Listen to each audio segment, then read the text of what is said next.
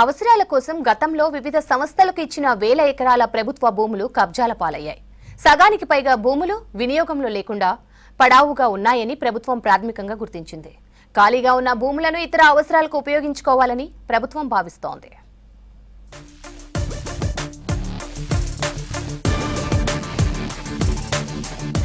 వివిధ అవసరాల కోసం గత ప్రభుత్వాలు కేటాయించిన భూములు కబ్జాల పాలయ్యాయి. కొన్నేమో పడావు పడ్డాయి. భారీ పరిశ్రమలు ఏర్పాటు చేస్తామని వందల ఎకరాల భూములు తీసుకుని వాటిలో సగం వరకు ఇతర అవసరాలకు వాడేస్తున్నారు. ఇలాంటి ల్యాండ్స్ వివరాలను రాష్ట్ర ప్రభుత్వం సేకరిస్తుంది. ఎన్ని ఎకరాల భూములను ఎవరెవరికి ఏ సంవత్సరంలో ప్రభుత్వాలు కేటాయించాయి, వాటి పరిస్థితి ఏంటి, ఏ ప్రయోజనాల కోసం ల్యాండ్స్ పొందారో వాటికే భూములు వినియోగిస్తున్నారా లేదా అనేది తెలుసుకుంటుంది.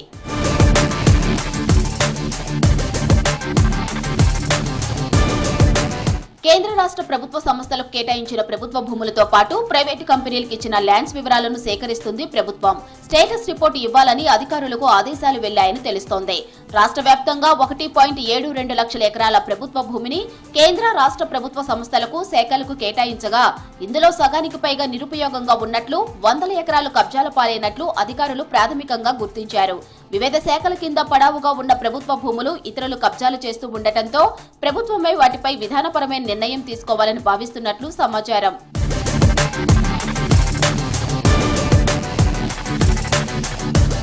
పరిశ్రమల కోసం గతంలో ప్రభుత్వాలు 65,000 ఎకరాల వరకు కేటాయించినట్లు చెబుతున్నారు అధికారులు.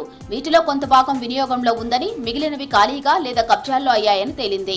ఆయా ఇండస్ట్రీల ఏర్పాటు కోసం తీసుకున్న భూముల్లో చెప్పిన పరిశ్రమలనే పెట్టారా, ఇంకా ఇతర యాక్టివిటీస్ నిర్వహిస్తున్నారా అనేది ప్రభుత్వం తేల్చేందుకు సిద్ధమైంది. సర్వే చేయించి అసలు ఎక్కడ ఎంత ల్యాండ్ ఉందో పక్కా లెక్కలు తీయాలని అధికారులకు సూచించినట్లు తెలుస్తోంది. భవిష్యత్ అవసరాలకు వాటిని వినియోగించేలా డెవలప్ చేయాలని ఆలోచిస్తుంది.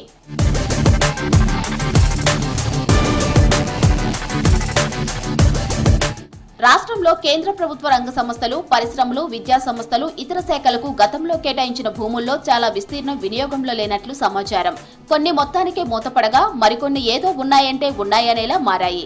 రాష్ట్ర ప్రభుత్వ సంస్థల్లో ఉన్న సర్కార్ భూముల్లోనూ ఇదే పరిస్థితి. దీంతో నిరుపయోగంగా ఉన్న భూములను ఇంకో రకంగా వాడుకోవాలని ప్రభుత్వం చూస్తుంది. ఎంత అవసరమో అంతవరకే ఉంచి మిగతా వాటిని వెనక్కి తీసుకోవడమా లేదా ఇంకో రకంగా వినియోగించుకొని డెవలప్ చేయడమా అనే దానిపై కసరత్తు చేస్తోంది.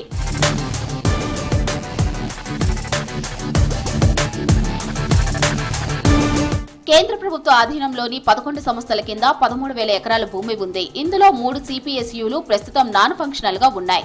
ఈ భూములను గతంలో ఇండస్ట్రీల కోసమని అప్పటి రాష్ట్ర ప్రభుత్వాలు తక్కువ ధరకే కేటాయించాయి. పైగా ఇప్పుడు నాన్ ఫంక్షనల్ గా ఉన్నాయి. ఇందులో ఆదిలాబాద్ సిమెంట్ కార్పొరేషన్ ఆఫ్ ఇండియాలో 2,290 ఎకరాలు ఉంది. ఇందులో 773 ఎకరాల్లో నిర్మాణాలు ఉన్నాయి. మిగిలిన 1,500 ఎకరాల భూమి పడావుగా ఉంది. హైదరాబాద్ లోని Indian drug and pharmaceutical limited కు నాన్ ఫంక్షనల్ గా ఉంది. దీని కింద 891 ఎకరాలు ఉండగా 543 ఎకరాలే వాడకంలో ఉంది. కుత్బుల్లాపూర్ లోని హిందుస్థాన్ మిషన్ టూల్స్ కింద ఇంకో 123 ఎకరాల భూమి ఉంది. ఇందులో 50 ఎకరాలే యూటిలైజ్ లో ఉంది.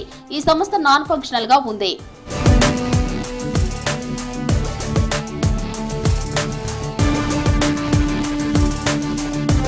ఫంక్షనల్లో ఉన్న 8 CPSUల కింద 8,948 ఎకరాల భూములు ఉన్నట్లు తేలింది. ఇందులో 2,313 ఎకరాలు యూటిలైజేషన్ లో ఉంది. మిగిలిన 6,635 ఎకరాలు పడావు ఉంది.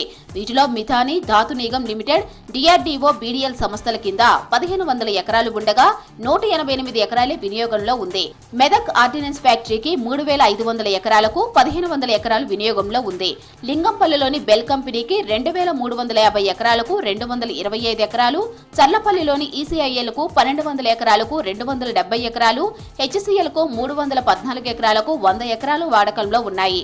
చాంద్రాయనగుట్ట DRDO అండ్ DRGLకు 85 ఎకరాలు ఉంటే 30 ఎకరాలే వాడకంలో ఉంది.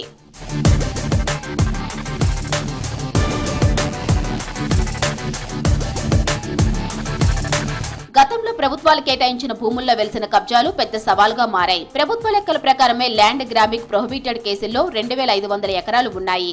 వీటి విలువ 10,000 కోట్లకు పైమాటే. ఈ భూములు ఎక్కువగా హైదరాబాద్, రంగారెడ్డి, మేడ్చల్ జిల్లాలో ఉన్నాయి. ఇవి అధికారికంగా నమోదు చేసినవి. కేంద్ర ప్రభుత్వ సంస్థలకు ఇచ్చిన భూములు, రాష్ట్ర ప్రభుత్వం ఆయా శాఖల కింద పెట్టిన సర్కారు భూములు వేల ఎకరాల్లో కబ్జాలకు గురైనట్లు అధికారులు ప్రాథమికంగా నిర్ధారించారు. ఇది దాదాపు 20,000 ఎకరాల పైనే ఉంది.